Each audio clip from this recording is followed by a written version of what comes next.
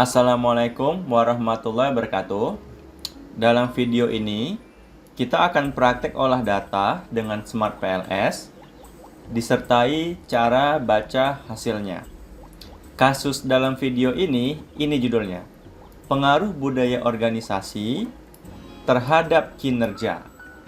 Jadi di sini ada dua variabel, budaya organisasi dan kinerja.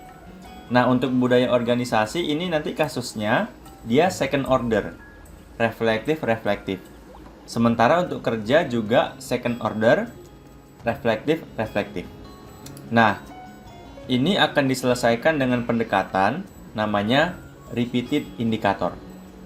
Oke, kita mulai. Nah, ini dia. Kita sekarang coba bedah modelnya terlebih dahulu. Ini dia. Modelnya seperti ini, teman-teman. Jadi kalau kita lihat di sini ya. Nah, kita bagusnya langsung praktek aja dulu, sekalian saya jelaskan. Kita mulai dari datanya dulu. Nah, ini dia. Oke, teman-teman. Datanya itu ada 189 responden ya. Nah, data ini teman-teman, jadi di sini ada variabel namanya budaya organisasi, di mana variabel budaya organisasi ini diukur menggunakan 3 dimensi. Menggunakan dimensi ada 3. Ada dimensi BO1, dimensi BO2, sama dimensi BO3. Nah, sementara variabel laten yang kedua, kinerja, itu diukur menggunakan 2 dimensi, kin1 dan kin2. Nah, teman-teman, di antara dimensi-dimensi ini, mereka juga punya indikator. Contohnya pada dimensi BO1 memiliki 2 indikator. Pada dimensi BO2 memiliki 4 indikator. Jumlah dimensinya itu nggak harus sama ya. Sampai dimensi kin2 memiliki 4 indikator. Nah, sifat pengukurannya ini reflektif. Nanti akan saya jelaskan. Oke, kita coba praktik dulu ya. Nah, ini datanya seperti ini ya. Datanya ini kan dimensi BO1, dimensi BO2, dimensi BO3. Ini dimensi kin1, dimensi kin2. Tadi jumlah respondennya ada 189. Data ini menggunakan skala Likert dari 1 sampai 5. Oke, kita copy dulu datanya ya. Kita copy dulu datanya. Ini dia. Kemudian kita buat aja teks dokumen ya. Misalkan data PLS. Oke, kita pindahkan di sini. Kemudian jangan lupa di save ya. Dah, ini dia. Kemudian kita jalankan Smart PLS-nya. Di sini saya menggunakan Smart PLS versi 4. Kemudian kita pilih New Project. Kita buat aja latihan second order. Kasus yang pertama. Kemudian kita pilih import data. Nah, ini dia. Kemudian pilih data PLS, kemudian pilih open. Kemudian pilih import. Nah, ini datanya sudah berhasil diimport ke dalam Smart PLS. Kemudian pilih back dan pilih create model. Di sini teman-teman pilih PLSM, di sini pilih ketik PLS ya. PLS. Kemudian save. Nah, sekarang kita mulai menggambar modelnya. Oke, teman-teman. Gambar modelnya seperti ini, teman-teman. Pertama kita coba buat dimensinya dulu ya. Kan budaya organisasi ada 3 dimensi. BO1, dimensi BO1, dimensi BO2, sama dimensi BO3. Oke, kita coba gambar yang ini dulu. Jadi kita buat seperti ini ya. Di sini budaya organisasi. Ini dimensi dari BO1-nya. Dimensi dari BO2. Dimensi dari BO3. Nah, ini dia. Kemudian yang di sebelah kanannya ada variabel laten kinerja. Dia punya 2 dimensi, kin1 sama kin2. Kita buat kinerjanya dulu. Kemudian di sini dimensi dari kin1-nya. Kemudian di sini dimensi dari kin2-nya. Nah, ini dia. Jangan lupa di-save. Nah, ini bisa kita zoom sih. Nah, ini dia seperti ini. Kita bisa geser ya. Kita geser dulu aja biar rapi. Nah, dia. Nah, sekarang kita lihat di sini tadi ya. Kalau kita lihat di gambar ya. Untuk dimensi BO1 indikatornya BO11 sama BO12.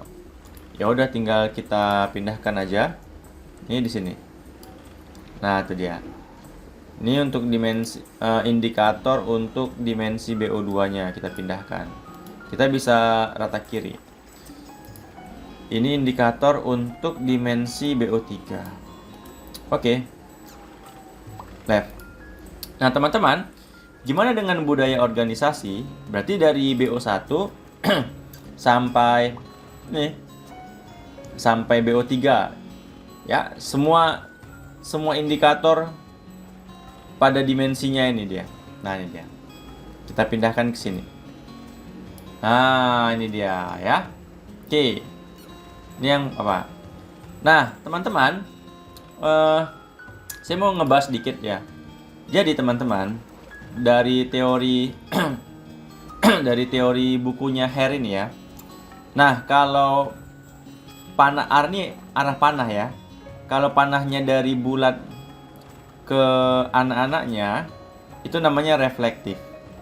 Tapi kalau dari anak-anaknya atau dari indikatornya ke bulat itu namanya formatif. Nah, ini teorinya ya. Nah, untuk contoh kasus kita ini yang reflektif ya, yang reflektif. Jadi panahnya itu dari induknya ke anaknya. Kalau kita lihat nih udah bener ya, seperti itu dia. Ini kan dari bulat ke anak-anaknya yang kotak-kotak ini. Nah, tapi teman-teman, ini juga kita buat. Ini kan induknya kan ini deh, budaya organisasi. Tarik di sini. 1 2 3. Nah, ini dia. Makanya ini namanya, jadi budaya organisasi ini diukur berdasarkan dua tahapan. Pertama, tahapan indikator, kemudian tahapan dimensinya. Makanya dia second order. Nah, teorinya ini teman-teman ada di sini di buku Hare. Teman-teman bisa lihat. Nah, ini dia teman-teman. Kasus kita itu kan untuk video ini reflektif. Nah, ini dia. Jadi gambar yang ini, nah nih. Gambar yang ini kan mirip nih dengan gambar yang kita buat. Nah, nih. Oke ya, clear ya, itu dia. Jadi ini kasusnya reflektif. Ini reflektif, yang bagian sini ini reflektif. Nah, yang bagian panah ini pun reflektif juga dia. Jadi panah ini reflektif. Panah ini juga reflektif dia. Nah, itu dia. Oke. Nah, sekarang untuk kinerjanya sekarang. Nah, untuk kinerjanya kita masukkan yang kin 1 dulu. Untuk kin 1 ini indikator untuk kin 1. Ini indikator untuk kin 2. Kemudian kita masukin semua indikatornya untuk kinerja di sini. Nah, ini ya, ini second order. Nah, ini kita bisa rata kiri ya. Ini dia. Nah, ini reflektif. Nah, kemudian baru kita membuat panah pengaruh budaya organisasi terhadap kinerja. Nah, jadi deh seperti ini gambarnya. Seperti inilah gambarnya nih teman-teman. Nah, ini dia. Ya. Jadi kalau kita bahas sekarang ya dari awal ya. Dari sinilah. Nih, jadi dia bilang kan terdapat 2 variabel laten ya. Variabel laten budaya organisasi dan kinerja. Nah, ini kan jadi variabel latennya ada 2. Budaya organisasi sama kinerja, itu ya. Kemudian ini dia variabel laten budaya organisasi memiliki 3 dimensi, ya kan? Dimensi BO1, BO2, BO3. Kan? Jadi budaya organisasi ini memiliki 3 dimensi, BO1, BO2 sama BO3. Itu dia.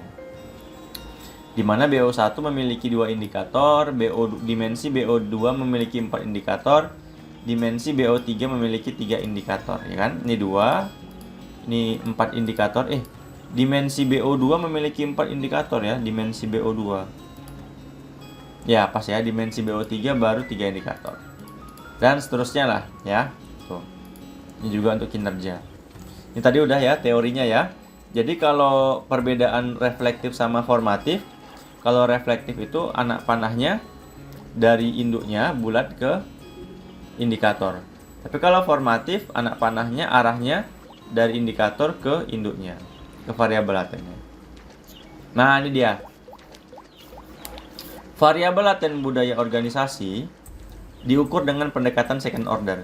Jadi teman-teman, budaya organisasi ini, ya, ini kan budaya organisasi, diukur dengan pendekatan second order, itu dia. Pengukuran dimensi. Nah, jadi yang pertama ini kan pengukuran dimensi BO1, BO2, BO3. Ini namanya first order. Jadi tahap pertama itu kita melakukan pengukuran dimensinya. BO1, BO2, BO3. Namanya first order.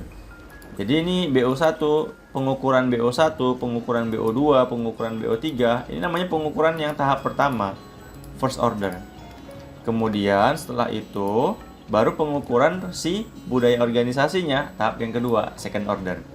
Pengukuran variabel laten budaya organisasi menggunakan 3 dimensi di second order.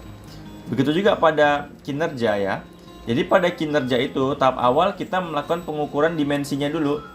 Kita melakukan pengukuran dimensi kin 1 sama dimensi kin 2. Nah, itu first order. Kemudian pada pengukuran kedua, second order, kita mengukur kinerja menggunakan dimensi kin 1 sama kin 2. Itu dia. Jadi, nah, hipotesisnya di sini, budaya organisasi berpengaruh positif dan signifikan terhadap kinerja. Jadi sebenarnya hipotesisnya simple aja. Ini kita sembunyikan aja ya, biar nggak nampak. Ini dia. Nah, jadi hipotesisnya cuma ada satu di sini. Budaya organisasi berpengaruh positif dan signifikan terhadap kinerja. Ya udah, itu aja hipotesisnya. Simple. Nah, ini referensi tadi ya. Jadi referensinya teman-teman bisa baca di buku ini dia, A Primer on PLS SEM ya, edisi ketiga. Nah, di sini kita coba untuk merun menggunakan Smart PLS dengan pendekatan repeated indicator. Teman-teman bisa baca teorinya lah tentang repeated indicator di halaman 69 atau di halaman 279. Jadi yang ini namanya repeated indicator ya. Artinya ada indikator yang berulang. Nah, ini kan indikator ini kan berulang nih. Ini berulangnya ini. Ini. Jadi penyelesaian ini nama istilahnya repeated indicator. Teorinya ada di halaman 279. Ini dia. Atau teman-teman bisa baca di buku ini, e-book PLS Path Modeling with R. Karangan Gaston Sanchez halaman 160. Ini dia ya, tentang repeated indicator. Tadi datanya udah saya jelasin ya, datanya itu ada 189 responden ya, ini dia. 189 responden, jumlah item pertanyaannya ada 16. Oke, ini datanya. Kemudian, nah ini prakteknya udah nih, ini sambil dipraktek ya, ini prakteknya.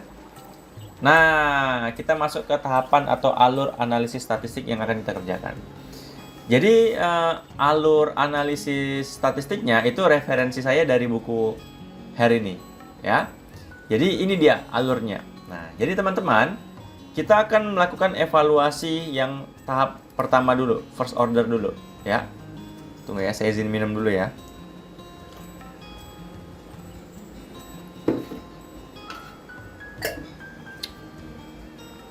Oke. Jadi teman-teman, tahapan analisis yang pertama itu yang akan kita evaluasi namanya evaluasi outer model. Nah, yang tahap pertama atau first order.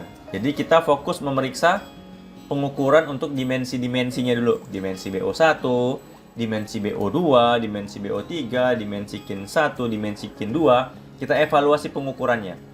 Jadi yang dilihat apa aja? Kita nanti akan melihat nilai outer loading-nya, melihat nilai AV-nya, melihat nilai composite reliability, melihat nilai Cronbach alpha, melihat evaluasi validitas diskriminan.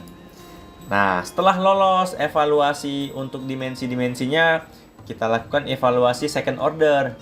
Nah, pada evaluasi second order yang kita evaluasi bukan dimensinya lagi, tapi yang kita evaluasi adalah si variabel latennya. Kita evaluasi pengukuran dari budaya organisasi dan kita evaluasi pengukuran dari kinerja. Nah, namanya itu dia masuk ke tahapan yang kedua, second order. Sama kita cek lagi evaluasi outer loading-nya, evaluasi nilai AV, evaluasi nilai composite reliability sampai HTMT. Nah, setelah itu dievaluasi, dilihat lolos atau tidak, baru kita lakukan pengujian hipotesis. Nah, oke, kita mulai lanjut evaluasi. Caranya adalah, ya kita save aja dulu. Teman-teman, ini sebenarnya sudah saya gambar ya di mana ya? Di bagian second, ini dia ya. Kita buka ini dia. Nah, ini dia. Nah, pertama kita akan melakukan evaluasi outer model. Caranya pilih calculate ya, pilih PLSM, algorithm. Oke. Kemudian pilih start calculation.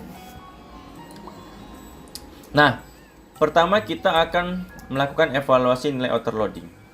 Itu bisa dilihat outputnya pada bagian outer loading. Teman-teman, yang kita evaluasi adalah dimensinya, bukan variabel laten. Jadi yang kita ambil BO1, yang kita ambil ya nilai di kolom BO1, BO2, BO3, kin 1 sama kin 2. Nilai yang di budaya organisasi sama kinerja itu nggak kita ambil, karena itu nanti untuk second order. Fokus kita kan yang first order dulu, berarti yang dimensi. Itu sudah saya rapikan, ini hasilnya. Nah, kita bisa lihat seluruh nilai outer loadingnya ya. Ini kan nilai outer loading di atas 0,7 ya, ini dia. Berarti sudah lolos, sudah valid. Kemudian kita lakukan evaluasi nilai AV, reliabilitas composite reliability sama Cronbach's alpha. Sama juga kita cek dimensinya, bukan variabel latennya. Teman-teman bisa cek di bagian construct reliability. Teman-teman jangan lihat yang apa? Jangan lihat yang variabel latennya dulu. Kita masih fokus yang dimensinya dulu. Kan first order. Nah, jadi ini yang diambil ya. Hasilnya itu ada di sini. Nah, ini dia. Kalau untuk AV dia harus di atas 0,5. Nah, ada lolos ya. Kalau untuk CR, reliabilitas harus di atas 0,7. Lolos juga ya. Kalau untuk Cronbach's alpha harus di atas 0,7. Oke, lolos. Jadi udah lolos. Kemudian kita lakukan evaluasi diskriminan validity. Ya, dengan pendekatan HTMT. Sama. Jadi yang diambil itu dimensinya ya, jangan variabel latennya. Jadi hasilnya itu ada di sini. Ada di diskriminan validity. Nah, jadi yang budaya organisasi ini nggak usah diambil, dihapus aja. Ini budaya organisasi dihapus, kinerja dihapus. Setelah dihapus semua hasilnya seperti ini. Nah, ini dia. Kita bisa lihat seluruh nilai HTMT-nya di bawah 0,9. Artinya sudah lolos dalam evaluasi validitas diskriminan. Itu ya. Nah, barulah kita lakukan evaluasi tahap yang kedua, second order. Kita periksa, kita evaluasi variabel latennya, budaya organisasi sama kinerja. Nah, pertama ya kita evaluasi outer loadingnya dari indikatornya, yaitu dimensinya. Caranya gimana? Sebenarnya bisa dilihat di bagian ini, pilih calculate, pilih bootstrapping ya. Kemudian pilih start calculation. Kemudian pilih path coefficient. Nah, ini dia.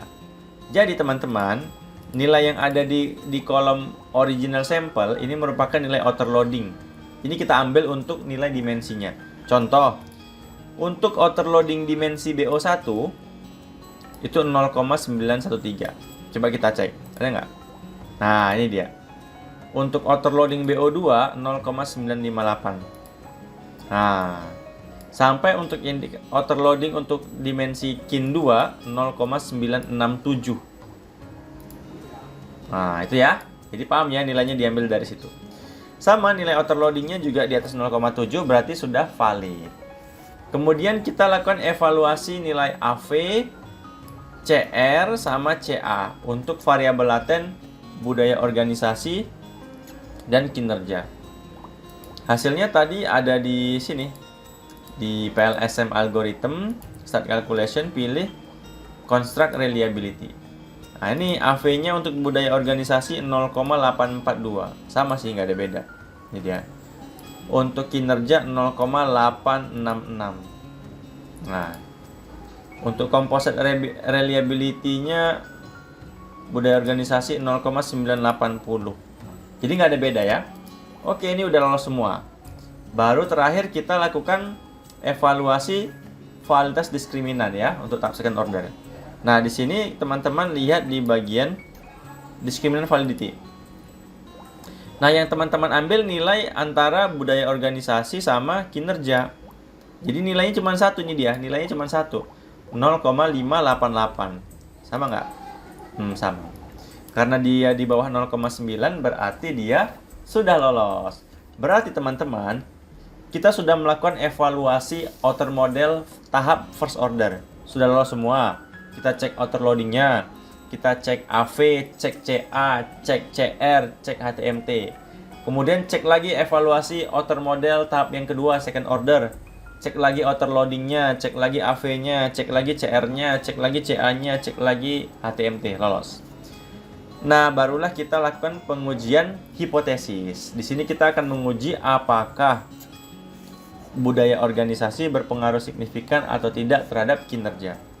Caranya teman-teman, pilih calculate, pilih bootstrapping. Kemudian pilih start calculation, hasilnya di pad coefficient. Nah, teman-teman cukup lihat nilainya di baris ini aja. Di baris ini dia. Ini dia. Baris budaya organisasi terhadap kinerja. Ya, ini sudah saya buat seperti ini. Dia. Jadi kita lihat nilai Nilai di kolom original sampelnya, ya. Jadi budaya organisasi berpengaruh positif terhadap kinerja dengan nilai koefisien 0,574 dan signifikan karena p-value-nya 0,000 lebih kecil daripada 0,05. Berarti kesimpulannya, budaya organisasi berpengaruh positif dan signifikan terhadap kinerja. Hipotesisnya diterima. Nah, kemudian baru ada nilai R-square, itu diambil dari ini dia, PLSM algorithm. Nilai R-square-nya ada di sini. Nilainya untuk kinerja 0,329. Ada di sini ya. Artinya budaya organisasi mampu menjelaskan atau mempengaruhi kinerja sebesar 32,9%. Oke teman-teman, demikian video dari saya. Semoga bermanfaat. Mohon maaf atas segala kekurangan. Assalamualaikum warahmatullahi wabarakatuh.